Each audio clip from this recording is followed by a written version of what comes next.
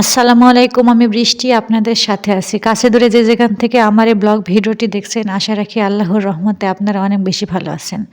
প্রতিদিনকার মতো আজও এক নতুন ব্লগ ভিডিও নিয়ে আপনাদের মাঝে চলে আসছি। আশা রাখছি আজও আপনাদের অনেক ভালো লাগবে। তো আজকে তো সকালবেলায় আজকে অনেক সকাল সকালে ঘুম থেকে উঠে পড়ছি। উঠিয়ে একটু বাহিরে বেড়ালাম। বাড়ি দেখছি যে বাহিরের কি অবস্থা। তো বাহিরের অবস্থা আজকে মোটামুটি অনেকটাই ভালো। আজকে প্রায় রোদ উঠে গেছে সকাল সকালেই। আর সকাল সকাল রোদ যেহেতু উঠছে, ওই জন্য আজকে সকাল সকালে প্রায় কাজগুলো কমপ্লিট করে নিয়েছি রান্না বাড়ার আগে।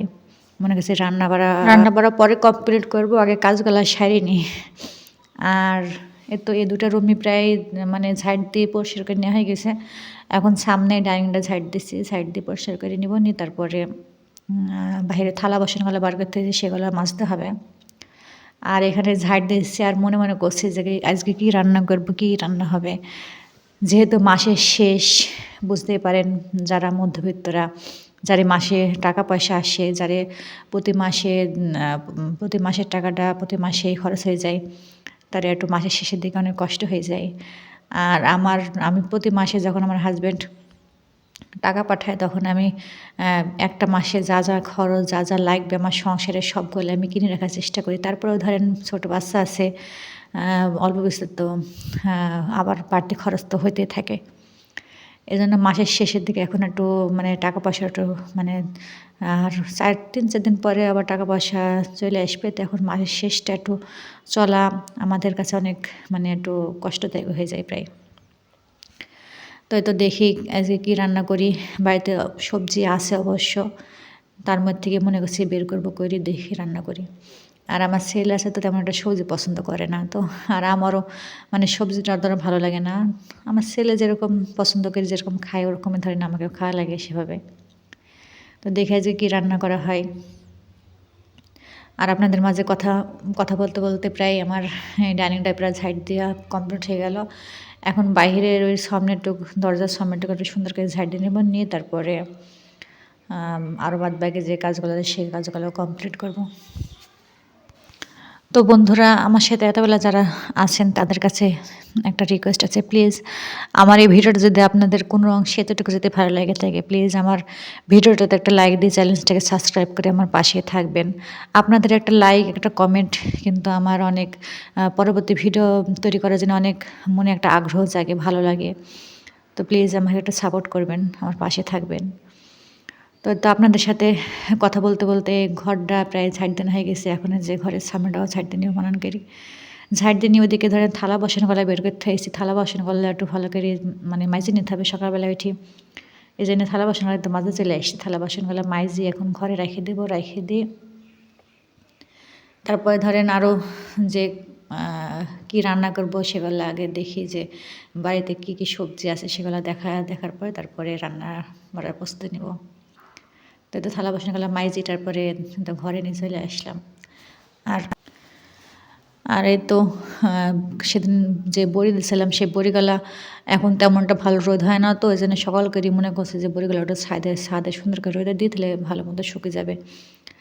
আর এই বড়ি যত রোদে দেওয়া যাবে তত দিন ধরেন ভালো থাকে, না হলে রোদে যদি একটু কম হয় দেওয়া, তাহলে বড়ি নষ্ট হয়ে যায়, ছাতা ধরি নষ্ট হয়ে যায়, পরবর্তীতে খাওয়া যায় না তেমন একটা ভালো। এই জন্য এখন ধরেন 2-3 দিন ভালোভাবে রোদে দেবো, দিয়ে তারপরে বয়েমের মধ্যে সুন্দর করে পুরি রাখবো বড়িগুলা। তো বন্ধুরা, বড়িগুলা রোদে দিই, ছাদ থেকে নিচে চলে যাবো, যাই কী কী সবজি রান্না করবো সেটা দেখে নিব এখন। তো বাড়িতে তো এই সবজিগুলো আছে, বাড়িতে কিন্তু অনেক মানে শাক সবজি অনেক কিছুই আছে বাড়িতে।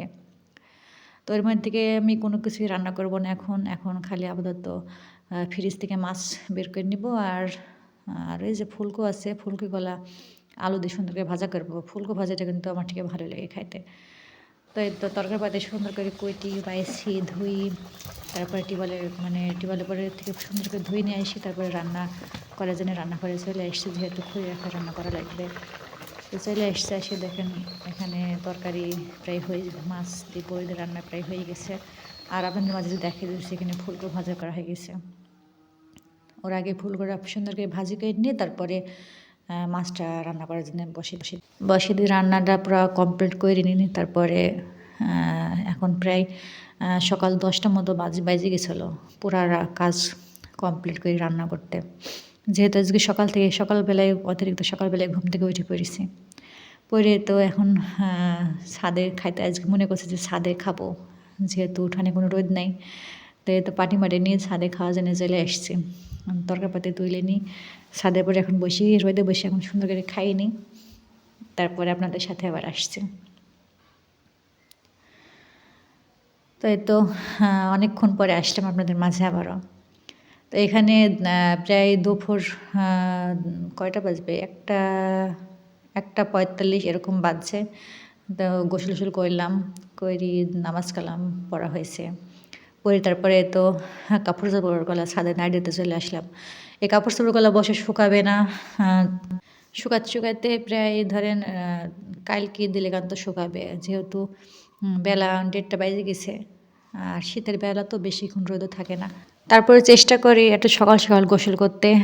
তারপরেও এটা সেটা থাকে, ধরেন কাজ বাড়তি আরও অনেক কাজ ধরেন সংসারে থাকে, টুকিটাকি সব রকমের কাজ করা লাগে।